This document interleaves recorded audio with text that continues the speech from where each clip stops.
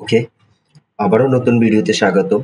আজকে আমরা শিখব কিভাবে ফটোশপ থেকে গিফ ফাইল বানানো যায়, গিফ ফাইল সেভ করতে পারি। চলুন দেখা যাক। প্রথমে আমরা ফাইলে যাব, ফাইলে গিয়ে ওপেন থেকে আমাদের ইমেজগুলো ওপেন করে নিব। ওকে, এখানে আমার 5টি ইমেজ আছে, 1 2 3 4 5। সবগুলো আমি সিলেক্ট করে দেন এটাকে আমরা ওপেন করে দিব। সবগুলো ফাইল আমার ফটোশপে চলে আসলো, 5টা ইমেজ। তো এখন যেটা করব, এখান ইমেজ থেকে আমরা একটা ইমেজ ডুপ্লিকেট করে নিব। এই ইমেজটির নাম দেব আমরা গিফ, GIF।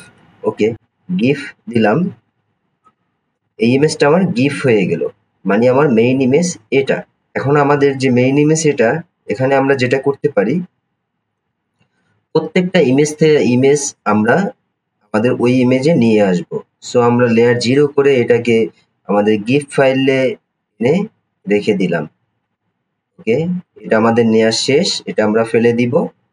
দেন আমাদের 2 নাম্বার ইমেজ, এটা আমাদের নিতে হবে, এটাকে লেয়ার 0 করলাম। দেন আমরা এটাকে আমাদের এই ইমেজে নিয়ে আসলাম।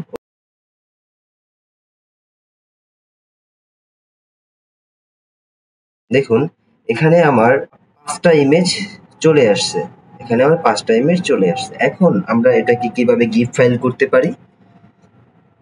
গিফ ফাইল করার জন্য আমাদের যেটা করতে হবে,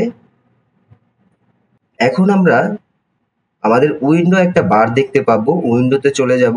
উইন্ডোতে গিয়ে একদম নিচে চলে আসবো, দেখবো টাইমলাইন।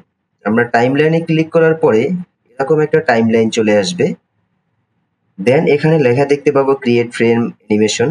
আমরা ক্রিয়েট ফ্রেম অ্যানিমেশনে ক্লিক করব। ওকে, আমার নাম্বার 1 ইমেজটা শো করতেছে। ওকে, এখন যেটা করব, ঠিক রাইট সাইডে চলে আসার পরে আমরা এখানে 4 ডট লাইন দেখতে পাবো, জাস্ট 4 ডট লাইন ক্লিক করব। দেন এখানে দেখতে পাবো মেক ফ্রেম ফ্রম লেয়ার। এখানে যদি ক্লিক করি, দেখুন আমার 1 2 3 4 5, আমার 5টা ইমেজ এখানে চলে আসছে। আমি যদি একটু দেখার চেষ্টা করি, দেখুন আমার ইমেজগুলো এখানে শো করতেছে। ওকে, এখন আমরা দেখব এখানে 0SCE প্রত্যেকটা ইমেজের নিচে 0HCE টা লেখা আছে, মানে সেকেন্ড। কত সেকেন্ডে ভিডিওতে আমরা টাইম দিব, মানে আমাদের গিফ ফাইলে কত সেকেন্ড পর পর ইমেজ চেঞ্জ হবে, সেই টাইমটা এখান থেকে সেট করতে হবে। এখানে 0CE এখানে ক্লিক করার পরে আমরা দেখতে পাবো অনেকগুলো অপশন আছে। সো আমি সাধারণত 0.5 এই টাইম সেটটা রাখবো। আমরা চাইলে আদার থেকে আমরা কাস্টমাইজ টাইম দিতে পারি। সো আমি এখানে ওদের রিকমেন্ড 0.5 এই টাইমটা দিলাম। ওকে, প্রত্যেকটা ইমেজে আমি 0.5। এখন আমি যদি এটাকে প্লে করতে চাই, এখান থেকে আমি প্লে করে দিব। দেখুন আমার ইমেজগুলো ঠিক 0.5 যে আমরা টাইম ভ্যালুটা দিছিলাম, সেই টাইম ভ্যালু থেকে ও চেঞ্জ হচ্ছে। ওকে, এখন এই টাইম সেটকে যদি আমি আরো স্পিড করতে চাই সেক্ষেত্রে আমরা 0.2 দিতে পারি। ওকে, আমরা এটাকে 0.2 করে দিচ্ছি। 0.2, হ্যাঁ 0.2 করে দিচ্ছি। প্রত্যেকটা ইমেজ আমরা যদি 0.2 করে দেই, দেখুন তাহলে আমাদের কি হবে। এখন আমি প্লে করে দেখি, আমাদের স্পিডটা আরো বেড়ে গেল, কালার যে ডিউরেশন স্পিডটা সেটা আরো বেড়ে গেছে।